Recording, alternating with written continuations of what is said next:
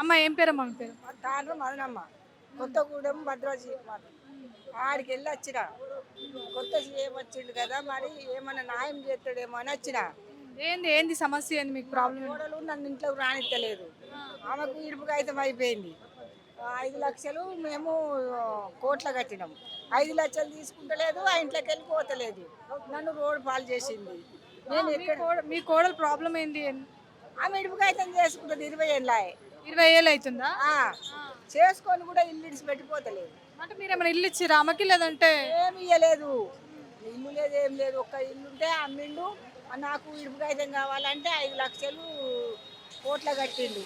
మరి పోవాలి కదా, పోతలేదు. ఆ ఇల్లు కావాలంటే అంది. ఇప్పుడు ఆ డబ్బులు తీసుకుంటలేదు.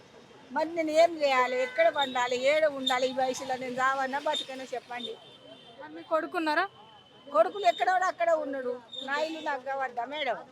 అంటే ఇప్పుడు విడాకులు తీసుకుంది మీ కోడలు అని చెప్పేసి అంటున్నారు కదా, మరి మీ కొడుకు ఎక్కడ ఉన్నాడమ్మా? మా కొడుకు అక్కడనే ఉన్నాడు, కూలి చేసుకొని బతుకుతాడు. వాడెక్కడ కూలి చేసుకొని ఎక్కడోడు అక్కడ 2 కొడుకులు అయితే ఆడ అటు వెళ్ళి వీడు ఇటు వెళ్ళి నేను ఒక్కదాన్ని ఉన్నా.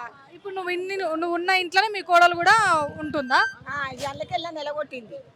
కొట్టింది. విడాకులు అయినాయి. విడాకులు అయినాయి. విడాకులు అయినాయి. విడాకులు అయినా కూడా ఇల్లు ఇడిచి పెడతలేదు, పోతలేదు. మరి నన్ను 5 లక్షలు ఇచ్చినామన్నారు కదా, 5 లక్షలు తీసుకుంది అప్పుడు కోర్టులో ఇచ్చినాయి. కోట్లనే ఉన్నాయో తీసుకుందో నాకు తెలియదు. మరి నాకైతే తెలియదు. మరి కొత్తగూడెం భద్రాద్రి నుంచి వచ్చిన.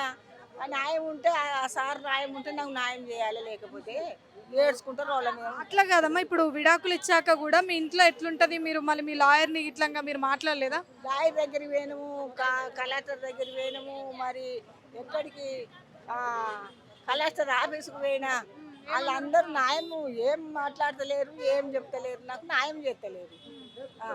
అంటే ఇప్పుడు మీకు వాళ్ళకి ఏదైతే విడాకులు ఇప్పించారో వాళ్ళ లాయర్ ఉంటాడు కదా, మరి ఆయన ఏమంటుండు ఇప్పుడు? ఆయన ఏమంటుండో ఆయన దగ్గరికి పోతా ఉంటే ఆయన కలుతనే లేడు. కలుతనే లేడు.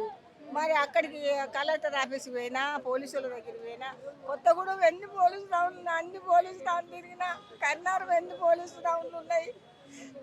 కోర్టుకు పోయినా అన్ని తిరుగుకుంటా వచ్చినా కూడా నా మొగడు చచ్చిపోయిండు. చేయబట్టి ఆ తిరుగుడు చేయబట్టి నా భర్త చచ్చిపోయిండు. నేను అనాథ అయిపోయాను, ఒక్కదాన్ని ఉన్నా నేను. నేను ఎడిపోవాలి, ఏం చేయాలి? నాకు ఇల్లు న్యాయం చేయండి అంతే. నేను అడుక్కొని తిండి అని నచ్చి పండుకుంటా. కాదమ్మా, మరి ఇప్పుడు మీ కొడుకు అడగట్లేడా? మరి ఏంది నీకు విడాకులు ఇచ్చినా కదా, నువ్వు ఇంట్లో ఎట్లుంటావు, మరి మా అమ్మ ఒక్కటే ఉంది కదా అని.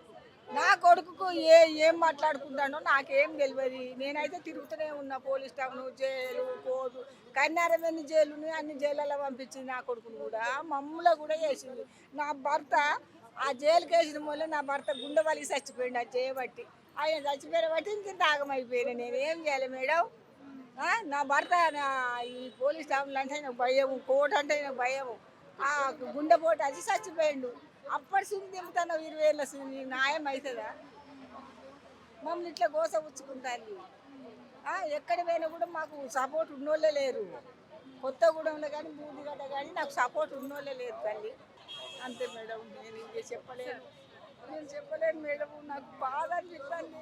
ఎంత బాధపడతాను నేను. ఈ వయసులో ఎక్కడెక్కడ కరీంనగర్ పోలీస్ టౌన్లు, జైలు, కోర్టులు.